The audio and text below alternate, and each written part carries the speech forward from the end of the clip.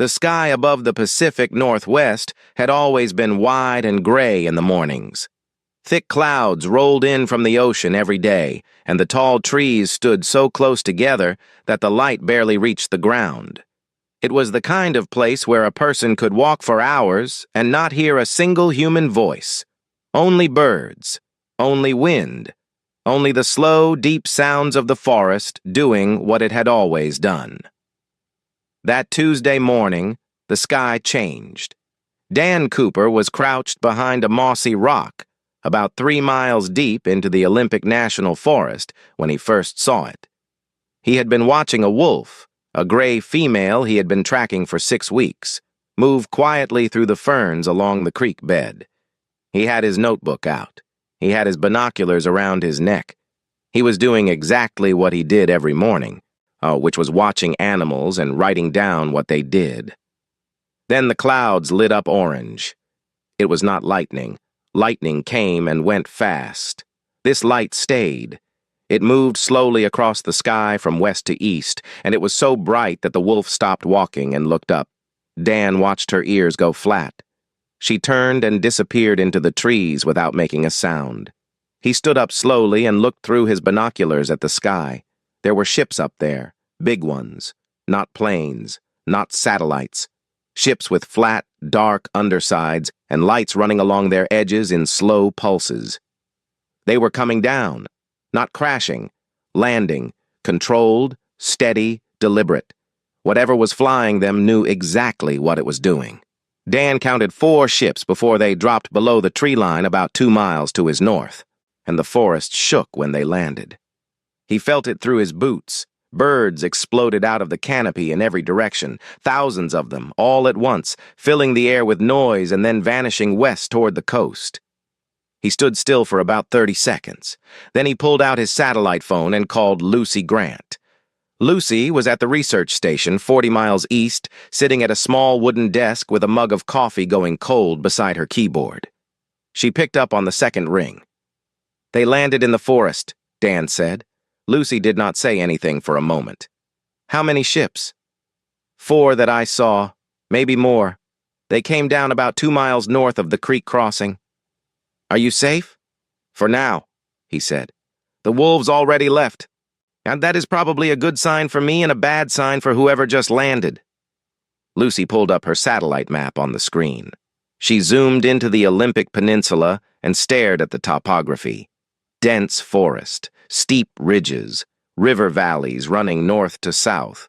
No roads within 5 miles of where Dan was describing. No towns. No infrastructure of any kind. "They picked the most remote spot they could find," she said. "That is what I thought too," Dan replied. "They probably think remote means empty."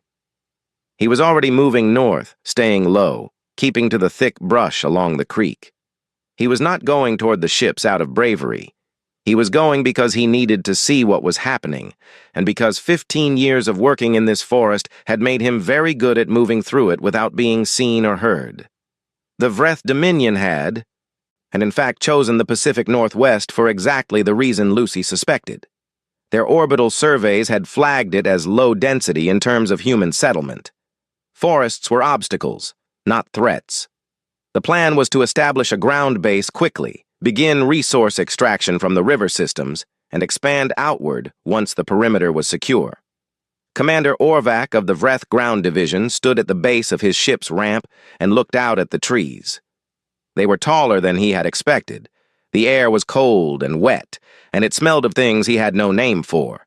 His sensors showed organic life all around, dense, layered, moving, but nothing his combat systems classified as a threat. No energy signatures, no weapons, no military hardware of any kind. He ordered his scouts forward, and the first team moved into the trees with their equipment. Scanners, mapping drones, perimeter beacons. They were efficient and fast. They had done this on 11 other worlds. The process was simple. You went in, you mapped the ground, you set the perimeter, and then the engineers came in behind you. They had been in the trees for about 9 minutes when the first drone went down. It was a Cougar.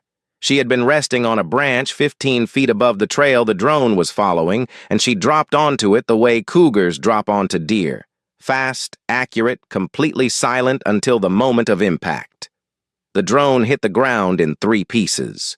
The cougar sniffed at the wreckage, decided it was not food, and walked away into the ferns. The scout team stopped.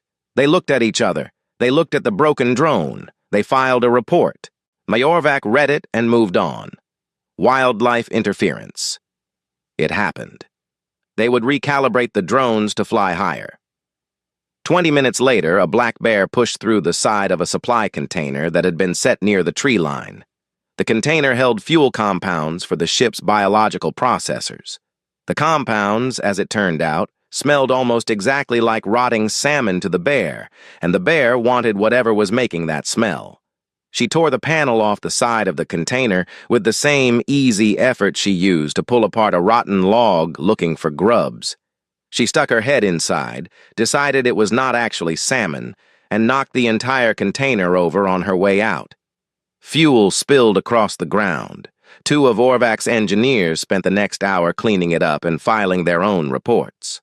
Dan Cooper watched all of this from 200 yards away, lying flat in the ferns with his binoculars up. He watched the bear. He watched the aliens standing around the tipped container in their dark, smooth suits, moving in quick, precise ways that reminded him of insects.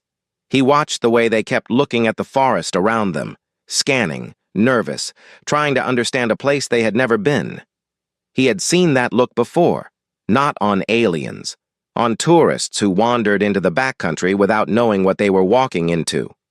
He pulled out his notebook and wrote, "They do not know where they are." Then he wrote, "The forest does." He carefully backed away through the ferns, moving the way he had learned to move years ago. Slowly, no sudden motions, weight on the outside of the foot, always watching where he put his hands. He reached the creek bed and followed it east without ever standing fully upright. By the time he was a mile away, he could hear Orvac's team on their radio frequencies, not the words, just the rhythm of stressed, rapid communication. Something else had happened. He did not know what yet. Later, he would find out it was the wolves. The gray female he had been watching that morning had not gone far. She had circled back with 4 others from her pack, and they had spent 40 minutes moving around the outer edge of the Vreth perimeter in slow, careful loops, testing it, watching the lights and the sounds and the strange new shapes that had appeared in their territory. They were not attacking. They were just doing what wolves did. They were learning the shape of the new thing in their forest. Orvac filed his 3rd report of the morning. It was only 8:45. He wrote, "Local fauna are aggressive, advising caution." He did not yet understand that the fauna were not being aggressive. They were simply being themselves. And on this world, being themselves was more than enough. Dan reached the edge of the tree line just before noon and looked out at the distant ridge where Lucy's research station sat. He started walking. There was a lot to talk about, and not much time to waste. Behind him, deep in the forest, the ravens had found the broken drone. They were taking it apart piece by piece, carrying the shiny bits up into the branches, dropping them, picking them up again. One of them had found a lens component and was rolling it back and forth on a log with what looked very much like satisfaction. The forest was paying attention, and it always had been. 3 days after the landing, the Vreth had built a perimeter. It was a good perimeter, by their standards. Sonic emitters on metal posts, spaced 30 feet apart, sending out low pulses that had driven away the native animals on every world they had used them on before. A plasma fence ran inside the emitter line, a thin wall of charged energy that would stop anything biological from pushing through. And inside that, scent suppressors pumped out a chemical signal that the Vreth xenobiologists had found, through previous research, caused most large animals to feel uneasy and move away. All of this technology had worked before. On other worlds, the animals had heard the sonic pulses and left. They had smelled the suppressors and turned around. They had seen the fence glow and kept their distance. The animals of the Pacific Northwest did not read the same manual. On the first morning after the perimeter went up, Commander Orvac stood at the edge of the compound and watched his sensor board with a look on his face that his crew had not seen before. It was the look of a person who has pressed a button many times and expected a certain result, and the result is not happening. The sonic emitters were running. The wolves were still there. 6 of them, sitting in a loose half-circle at the tree line watching the compound. They were not running. They were not even standing. They were sitting the way wolves sit when they have nowhere particular to be, relaxed, alert, completely at ease. One of them yawned. Orvac turned up the frequency on the emitters. The wolves' ears moved. One of them tilted his head slightly. And then they all went back to watching. Prek, the Vreth xenobiologist assigned to the ground team, had been filing reports every few hours since the landing. He was a careful, methodical scientist who had spent his career studying alien ecosystems, and he was, for the first time in that career, deeply unsettled. He wrote in his log, "The sonic deterrent system appears to be a subject of curiosity rather than distress for the local canid population. Further study required." What he did not write, because it was not the kind of thing you put in an official log, was what he had felt when one of the wolves looked directly at him through the fence. Not with fear, not with confusion, with a kind of flat, a steady assessment that reminded him uncomfortably of the way senior Vreth commanders looked at junior officers they had not yet decided what to do with. The plasma fence had its own problems. An elk had walked into it on the second day. Not on purpose. It simply had not seen it. The fence discharged. The elk, a large female, stumbled back, shook her head, stood still for about 4 seconds, and then walked into the fence again, harder. The fence discharged again. The elk walked away. 2 hours later, 3 more elk pushed through the same section. They had seen the first one do it and apparently decided it was worth trying. The fence held, but one of the posts was now leaning at an angle and sparking in a way that made the engineering team nervous. The ravens were the real problem, though. Nobody had expected the ravens. When the plasma fence had discharged on the elk, it had made a bright flash and a loud crack. The ravens, there were perhaps 24 of them in the trees nearby, had all turned their heads toward the sound at exactly the same moment.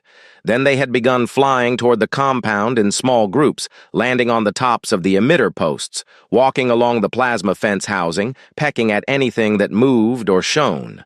One raven found the optical cover on a surveillance drone and removed it in about 45 seconds of focused, efficient work. The drone went blind. Another raven figured out that the antenna coupling on one of the perimeter beacons could be pulled loose with the right angle of beak and body weight. It pulled it loose. The beacon went offline. Suprek watched all of this and added to his log, "Local corvid species demonstrating problem-solving behavior at a level that is frankly difficult to categorize. Recommend we do not leave any equipment unattended outside the main vessel." Meanwhile, 40 miles east, Dan Cooper had reached Lucy Grant's research station. Lucy had a satellite map spread across her table, printed out in sections and taped together. She had been marking it with a pen, drawing the rough locations of the landing sites based on what Dan had described, and cross-referencing them with her wildlife data files. She had files on everything: wolf territories, bear ranges, cougar corridors, bird migration paths, river crossings used by elk. She had been building this map of the living forest for 11 years, and now she was looking at it in a completely new way. Dan sat down across from her and looked at the map. "They set up right here," he said, pointing, "in the middle of the lower Pax territory." "I know," Lucy said, "and look at this." She pointed to a series of red lines on the map. Migration corridors she had drawn years ago based on seasonal animal movement. 3 of them crossed within a quarter mile of where the Vreth had landed. "Elk come through here in 9 days. Rut season." Dan looked at the lines. He was quiet for a moment. "They don't know what rut season is," he said. "They are about to find out," Lucy replied. She had already made contact with several other biologists and park rangers across the region. None of them were soldiers. None of them had any kind of military background. What they had was decades of knowledge about how the forest worked, where the animals were, and how those animals behaved when something entered their territory. A man named Pete Owens arrived at the station that evening. He drove a dusty truck and wore a jacket that had seen too many winters. He was a retired Army Ranger who had come back to the Northwest after his service and spent the last decade as a hunting guide. He had the kind of stillness about him that came from years of waiting quietly in the woods for something to happen. He looked at Lucy's map for a long time without saying anything. Then he said, "They've got no idea where they landed, do they?" "None," Dan said. Pete put his finger on a ridge north of the compound. "Cougar territory. 3 females and a male that I know of." He moved his finger east. "Bear corridor here. Browns and blacks both use it when the berries come in." He tapped a valley to the west. "Elk crossing. Used every season for as long as anyone can remember." He leaned back. "They built their fence in the middle of everything that moves through this country." Lucy nodded. "And the animals are not going to stop moving because of a fence." Pete was quiet again for a moment. Then he said, "We don't have to do anything dramatic. We just have to make sure nothing gets in the way of what the forest was already going to do." That was the beginning of what nobody ever officially named, but what Dan later described in his notes as the most disorganized and effective wildlife coordination effort in human history. They were not giving orders to the animals. That was not how it worked. What they were doing was much simpler. They were removing barriers, moving things that blocked natural paths, and noting where animals already wanted to go and making sure nothing stopped them from getting there. Back at the Vreth compound, Orvac was on his 4th report of the day. 2 more drones down, 1 perimeter post completely dismantled by ravens. A section of fence pushed out of alignment by what the sensors said was a group of large deer moving through in the dark. He sat in his command seat and looked at the damage report. 47 worlds. Not one had done this. He sent the report to High Sovereign Zeth on the fleet ship above. He included the sensor logs. He included Preck's field notes. He included photographs of the ravens pulling apart the beacon antenna. Zeth read the report in his command chamber. He was a large being, old in his position, experienced in the way that comes from long years of winning. He read the drone damage logs, and he read the fence breach reports. He looked at the photograph of the raven with the antenna coupling in its beak. He sent back one line: "Eliminate the wildlife." Orvac looked at the reply. He pulled up the bioscanner data. It covered the forest in every direction as far as the scanner could read. The readings were almost solid with organic life: birds, bears, wolves, elk, deer, rodents, insects, layered and packed and moving in every direction at all hours. He typed back slowly, "High Sovereign. There are a great many of them." There was a long pause. Then, "How many?" Orvac looked at the scanner. A grizzly bear had sat on one of the external sensor nodes that morning and bent the casing. The scanner was still recalibrating. He typed, "Still counting." Outside the compound in the growing dark, the wolves had come back, and they were sitting at the tree line again, watching. One of them made a short, low sound, not a howl, just a quiet note passing between the pack. Then they all got up and melted back into the trees. They would be back before morning. They always came back. On the 5th day after the first landing, 2 more Vreth ships came down. The second landed in the wide open grasslands of eastern Montana, about 30 miles from the nearest town. The land was flat there and dry, and from the air it probably looked empty. Long stretches of pale grass, a few ranch roads cutting across the plains like thin scars. No visible settlements for miles in any direction. The Vreth chose it for the same reason they had chosen the Pacific Northwest. They saw space and assumed it meant nothing was there, but the grasslands of Montana were not empty. Yes, they were full of cattle. Cal Burton ran 61 years of the same ranch his grandfather had built with his own hands on land that his family had worked for 3 generations. He was not a loud man. He was not a complicated man. He got up before the sun, he worked until after dark, and he did not say much that he did not mean. His ranch sat on 1,200 acres, and he knew every inch of it the way other people know their own houses. He was driving his truck along the east fence line that morning, checking the posts after a windy night, when he saw the second ship come down across the creek. It landed in the lower pasture, his lower pasture, where 500 longhorn cattle were currently grazing. He stopped the truck. He got out. Then he stood in the cold morning air with his coffee thermos in one hand and watched the ship settle into the ground with a slow, grinding thud that shook the earth under his boots. The cattle moved away from it, not panicking, just moving, the way cattle move when something large and unfamiliar enters their space, sideways, slow, bunching up together, watching. Cal watched the ramp come down. He watched the Vreth scouts walk out in their dark suits, carrying their equipment, moving quickly across the grass in the direction of the creek. One of them turned and pointed a weapon at him. Cal looked at the weapon. He looked at the scout holding it. Then he looked back over his shoulder at the 500 longhorn cattle standing about 80 yards behind him, shifting and stamping and watching the ship with wide, rolling eyes. "Son," he said, and in a voice that was very calm and very flat, "if you fire that thing, you are going to have a very bad afternoon." The scout fired a warning shot anyway. It went over Cal's head and hit the ground 20 feet past him with a crack and a flash of light. The cattle heard it. They felt it. 500 longhorns, each one weighing between 1,000 and 1,400 pounds, decided at the same moment that they were done standing still. They turned and they ran. Not away from Cal, toward the noise, toward the open ground, toward the direction the sound had come from, which was also the direction of the Vreth ground team. The scouts scattered. They were fast, faster than a human could move, and none of them were killed. But the 4 armored transports they had brought off the ship were not fast. The herd went through the equipment line like a river through a fence. 2 transports flipped over completely. One was dragged sideways 30 feet before the cattle moved past it. The 4th was pinned against a boulder by the weight of animals pressing around it and had its undercarriage cracked open.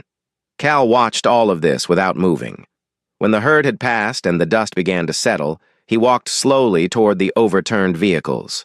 A Vreth scout was pulling himself up from the grass nearby, covered in dirt, making sounds that the translation device on his belt rendered poorly as a long sequence of what were probably not polite words. Cal looked at the damage. He looked at the scout. "I told you," he said. He got back in his truck and drove to the ranch house to use the radio. And the 3rd ship had made the worst choice of all.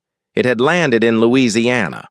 The team leader was a Vreth tactician named Sur, and he had requested the Louisiana site because the Delta gave them access to a large freshwater river system, which was something the Vreth needed for their water processing equipment.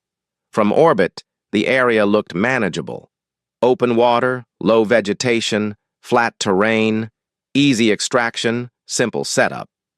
Sur stepped off the ramp into ankle-deep mud and immediately sank to his knee. That was how it started. The bayou was not like anything the Vreth had studied in their survey data. Their instruments had read it as a low-density wetland. What their instruments had not been designed to measure was the way everything in a Louisiana swamp was alive in ways that overlapped and tangled and pushed against each other constantly. And the water was alive. The mud was alive. The logs were alive.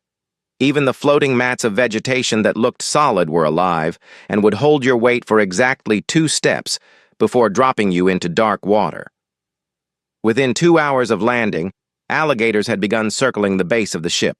They were not aggressive, not yet, but they were there, present, watching the new thing in their water with the slow, patient attention that alligators had been giving to new things in their water for 200 million years.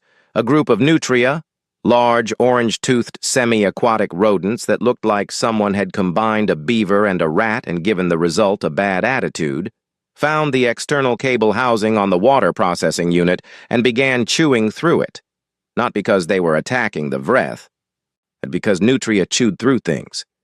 That was what Nutria did. They chewed through levees and dock supports and irrigation pipes and the roots of entire stands of trees. Cable housing was simply another thing to chew. Water moccasins discovered that the exhaust vents on the Vreth generators were warm. Warm spots in a Louisiana swamp were good spots. 3 snakes set up residence in the vents by the end of the first day. The generators began running hot.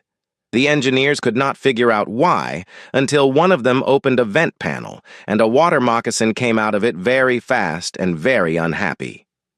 Seward sent a message to Orvac. I have lost 4 crew members to what the local fauna appeared to regard as a mild Tuesday. He meant lost in the sense of injured and temporarily out of action. But the phrasing was accurate in a way he had not intended. To the alligators and the nutria and the snakes, this was just a Tuesday. Nothing special was happening. New things had arrived in the swamp, and the swamp was doing what the swamp always did, absorbing, pressing, wearing things down, filling every gap with something wet and alive. 20 yards into the marsh, mostly invisible behind a screen of cypress knees and hanging moss, sat a man named Denny Arsenault in a flat-bottomed pirogue. Denny was 53 years old and had spent those years in and around this particular stretch of bayou. He trapped, he fished, he guided hunters through the marsh in the fall. He knew where the alligators nested and where the water moccasins denned and which channels were safe to run at night and which ones would put you into a submerged log before you knew it was there. And he had watched the Vreth ship come down from half a mile away, and he had paddled closer without making a sound. Now he was watching the chaos at the base of the ship with the focused, thoughtful attention of a man who has spent his life reading the behavior of wild things. He pulled a small waterproof notebook from his chest pocket and began writing. He was not writing a tactical plan. He was just writing down what he saw, where the alligators were moving, which direction the nutria came from, how the snakes used the warm vents, information, detail. The same kind of notes he took every time he came out here because you never knew what might be useful later. When he had filled 3 pages, he paddled home. He tied up his pirogue, went inside, and got on the radio. He knew every trapper, fisherman, and swamp guide within 50 miles. And he called them one by one. He told them what he had seen. He asked them to keep their eyes open and to call him if anything changed. Then he called Lucy Grant. He had never met Lucy. He had found her name in an online directory of wildlife researchers months ago and saved her number because someone had told him she was the person to call if you had unusual animal behavior to report. He was not sure this counted as unusual animal behavior, exactly, but it seemed relevant. Lucy picked up.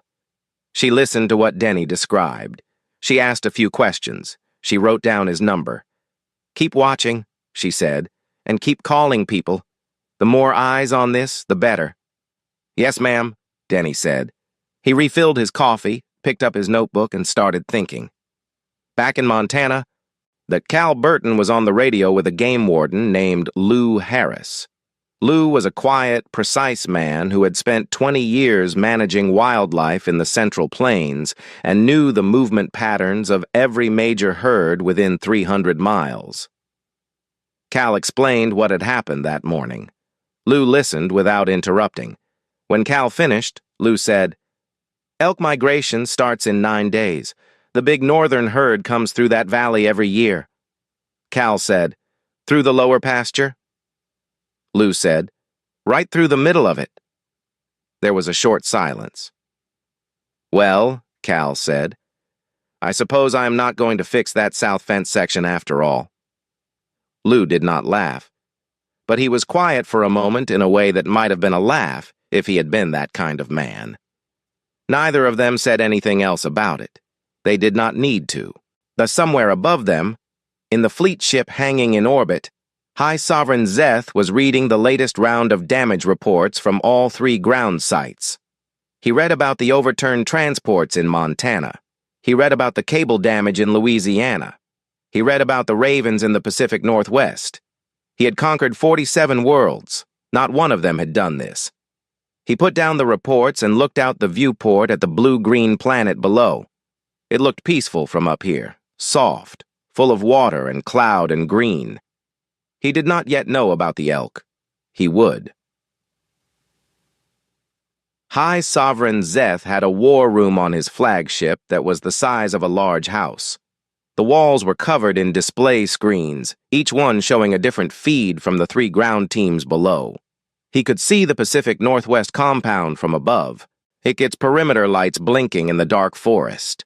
He could see the Montana site, where the engineering team was still trying to get 2 of the overturned transports back onto their wheels. He could see the Louisiana site, where the water processing unit had been offline for 30 hours because of the cable damage. He stood in the middle of the room and looked at all of it. His generals were around him. They were experienced beings. They had run ground operations on many worlds. They had dealt with hostile native populations before, populations with weapons, with armies, with organized resistance. They knew how to handle that kind of thing. You applied force, you broke the resistance, and the world submitted. It was a formula. It had always worked, but this was not that formula. Nobody on Earth was shooting at the Vreth. Nobody was launching missiles or organizing armies or broadcasting declarations of war. The humans near the landing sites were watching. Some of them were making notes. Some of them were talking on small communication devices. A few of them, like Cal Burton, were simply going back to their daily work after saying a single flat sentence. And yet the 3 ground teams were bleeding resources, not from combat, from the land itself. Zeth looked at the total damage figures on the main screen. He had not seen numbers like these since a campaign early in his career when they had tried to establish a base on a planet with a permanent electrical storm system. That had been weather. This was animals. He turned to his lead general. "What is their military doing?" The general consulted his intelligence feed. "Nothing coordinated that we can detect. Or some communication between small settlements, some movement of individuals toward the landing zones, but no weapons mobilization, no troop movements, no official military response has been launched." Zeth frowned. "Then why are our ground teams filing 12 damage reports a day?" Nobody in the room had a good answer for that. Dan Cooper had been moving through the Olympic forest for 6 days now, sleeping rough, eating from his pack, checking in with Lucy by satellite phone every evening. He was not hiding exactly. He was just not drawing attention. He had a notebook full of observations about the Vreth compound, where the sensors were thinnest, where the fence had weak posts, where the drones flew on their patrol routes. He was not planning an attack. He was doing what he had always done. He was mapping behavior. And he was learning the patterns of a new kind of animal in his forest. He called Lucy on the evening of day 6. "The drones fly the same route every time," he said. "Perfectly regular. Same altitude, same speed, same gap between them." Lucy was quiet for a moment. "The wolves already know that, don't they?" "The pack has been timing their crossings," Dan said. "They go under the drone gap every night. They are already moving through the perimeter without triggering the sensors." "So the fence is already porous," Lucy said. "Has been since day 2, Dan replied. "I don't think the Vreth have figured that out yet." Lucy had been building something over the past several days. She had a contact list now. Biologists, park rangers, game wardens, naturalists, spread across the country, all sharing what they knew. I'd not organized in any official way. No leader, no hierarchy. Just people who knew the land calling each other and passing information back and forth. Where the animals were, what they were doing, what was in their way and what might be moved. Pete Owens had been the one to say it simply. They did not need to command the animals. They just needed to stop interfering with what the animals were already going to do. On the morning of day 9, the elk migration began. Lou Harris had known it was coming. He had been watching the northern herd via radio collar data for a week.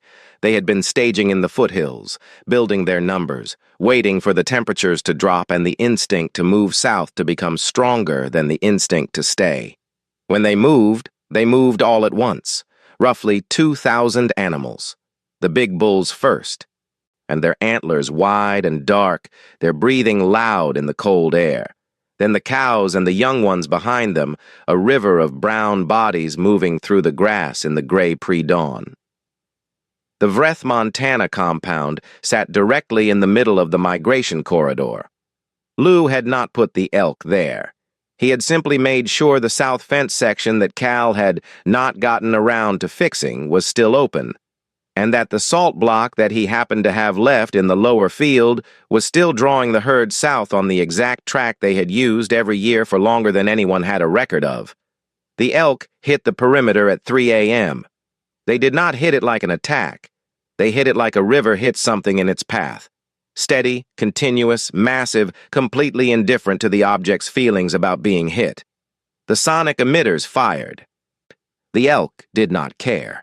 The plasma fence discharged on the first animals to push through, and those animals stumbled and veered, and the ones behind them veered around them, and the herd split and flowed around the compound buildings and through the equipment lines and between the vehicles with the patient, unstoppable momentum of 2,000 large animals that had been making this trip their whole lives.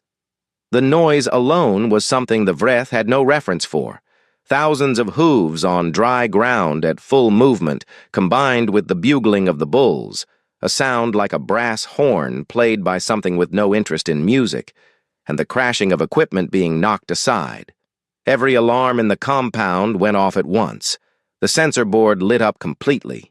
The system, which had been calibrated to track individual large organisms, locked up entirely under the weight of 2,000 simultaneous readings. Sewer's message from Louisiana arrived at almost the same hour. His sensor grid had crashed, not from the wildlife, from the sheer volume of noise the wildlife created. The motion tracking system had been trying to process dozens of small watercraft moving through the bayou in irregular patterns all night. Denny Arsenault and the network of trappers and fishermen he had organized were doing exactly what they always did. Running their boats, checking their lines, moving through the marsh. They were not doing anything unusual. They were just doing their usual things all at the same time, in the same area, and the Vreth system could not tell the difference between a trapper checking a crab trap and a coordinated military maneuver. The system flagged everything as a potential threat. Then it flagged the flags as threats. Then it ran out of processing capacity and shut itself down. The Louisiana team was effectively blind in the dark. In the Pacific Northwest, Dan Cooper made one phone call that evening. He called a colleague named Vera Miles, a wolf biologist who had been tracking the northern pack. He told her where the drone gap in the perimeter was. He asked her if she could make sure her radio collars were transmitting clearly, so the data could be used to document the wolf movement through the area. That was all. Vera confirmed the collar data was transmitting. Dan thanked her and hung up. That night, the 3 radio-collared wolves in the northern pack moved through the drone gap in the Vreth perimeter. They walked directly through the biological sample collection tent, knocking over 6 weeks of carefully organized Vreth field research, sniffed around the camp for 20 minutes, and left without incident. Prek had been in the tent when they arrived. He had pressed himself against the back wall and not moved until they were gone. When they left, he walked to the main ship, went inside, locked the door behind him, and did not come out for the rest of the mission. In the flagship above, Zeth called a war council. He looked at his generals. "Bombardment," one of them said. "Orbital strikes on the landing zones. Clear the area of all large organic life."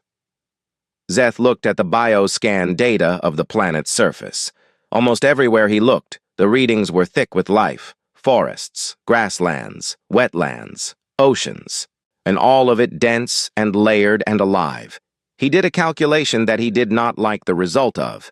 If he bombarded the landing zones, the strikes would need to be large enough to clear the corridors the ground teams needed to operate in. Orbital bombardment at that scale would destabilize the regional biosphere. Destabilize the biosphere and the colony world became unusable. An unusable colony world was the one outcome the Dominion's expansion campaign could not justify. He had not come to this planet to burn it. He had come to take it. And the planet was making that very difficult. He sat down for the first time in hours. He looked at the screens. He looked at the footage of 2,000 elk moving through his Montana compound in the dark. He looked at the frozen Louisiana sensor grid. He looked at the Pacific Northwest wolves. I caught on a single functioning camera walking calmly out of the sample collection tent. "Open a communication channel," he said quietly. "To which human military command?" the communications officer asked.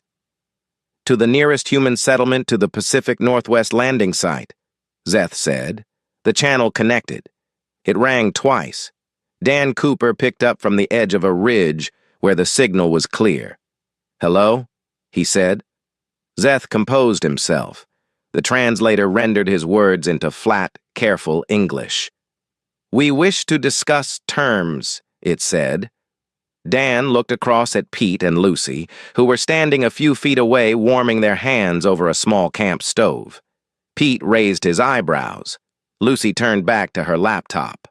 "Hold on," Dan said into the phone. "I need to move. There is a bear between me and the good signal spot."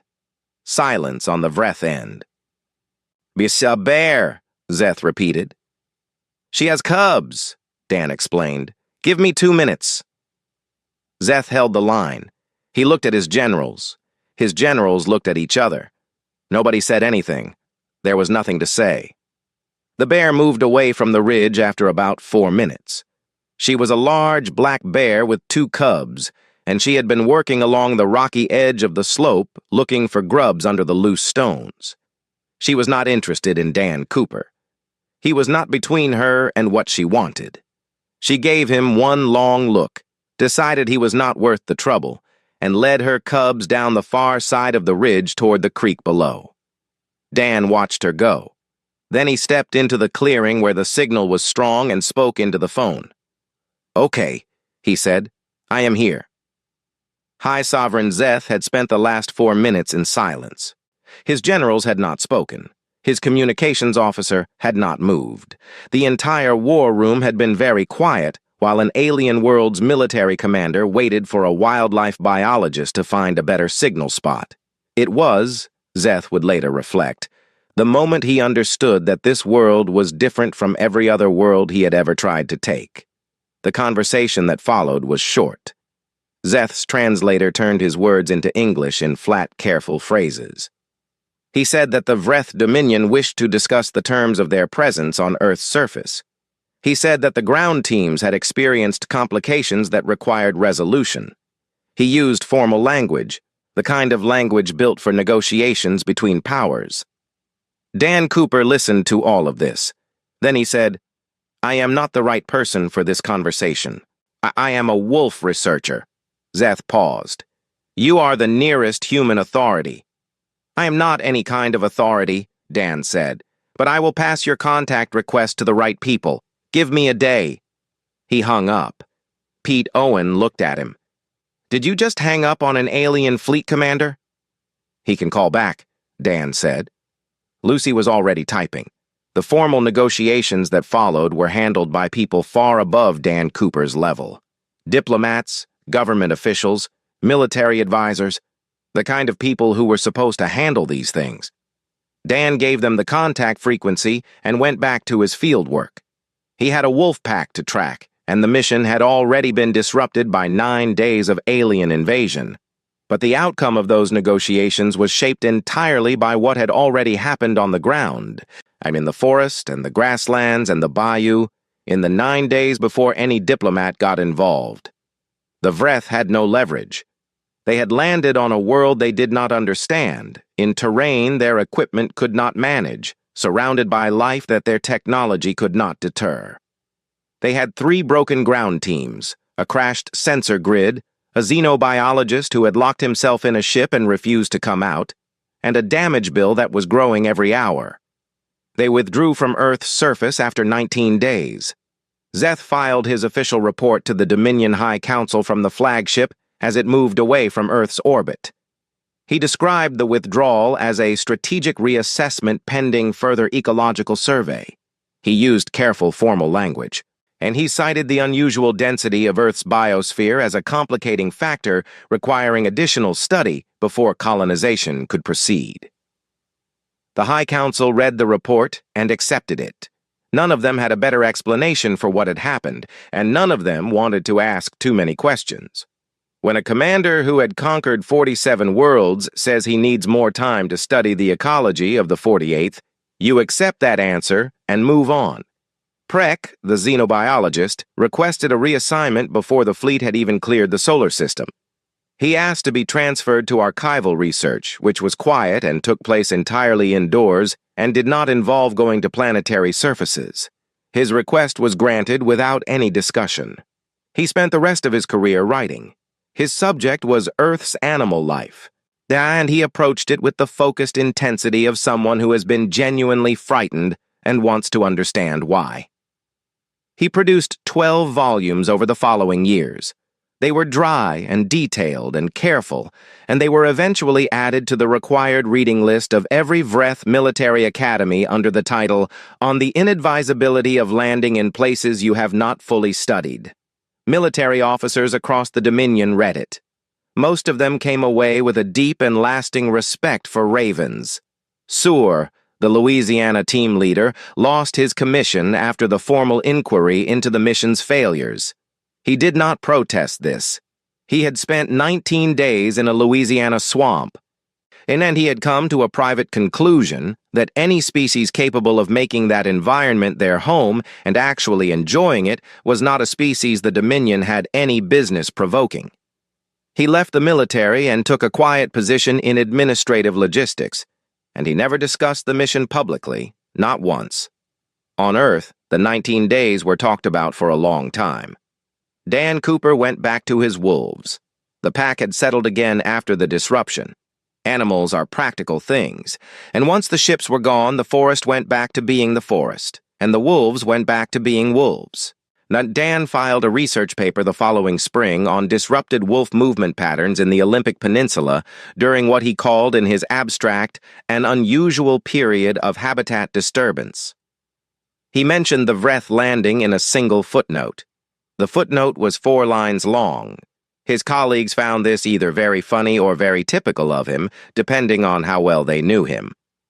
Lucy Grant received a government research grant the following year, a significant one.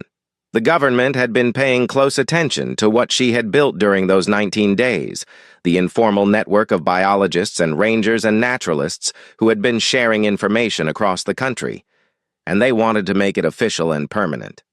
She accepted the funding with one condition, that the network remained flat, with no central command structure. Just people sharing what they knew. The government agreed, mostly because they did not fully understand how the network had worked in the first place and were not confident they could improve it. She spent the next 3 years building something that worked very well and that most people in the government found difficult to explain in a briefing document.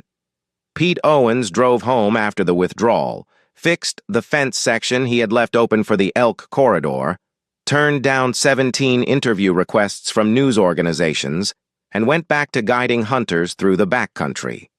He did give one talk, 2 years later, at a small conference on wilderness management. He spoke for about 8 minutes. He said that the most important thing a person could know about wild country was that it did not need you to protect it. It needed you to get out of its way. He got a long round of applause, which seemed to make him uncomfortable. Cal Burton gave one interview. It was to a local paper in Montana, and the reporter was a young woman who drove out to the ranch and sat with him on the porch and asked him what he thought Earth's greatest natural defense against alien invasion was. Cal thought about it. He drank his coffee. He looked out at the pasture where the longhorns were grazing in the late afternoon light. About 8 billion years of evolution that decided it liked being here, he said. The reporter waited for more. Cal shrugged and went back inside. That quote was picked up by larger papers, and then by international news. And then somehow made it into the formal diplomatic correspondence that Earth's newly created Planetary Contact Bureau began sending out to other spacefaring civilizations that had been, cautiously and carefully, making their presence known since the Vreth incident. The Bureau received many responses.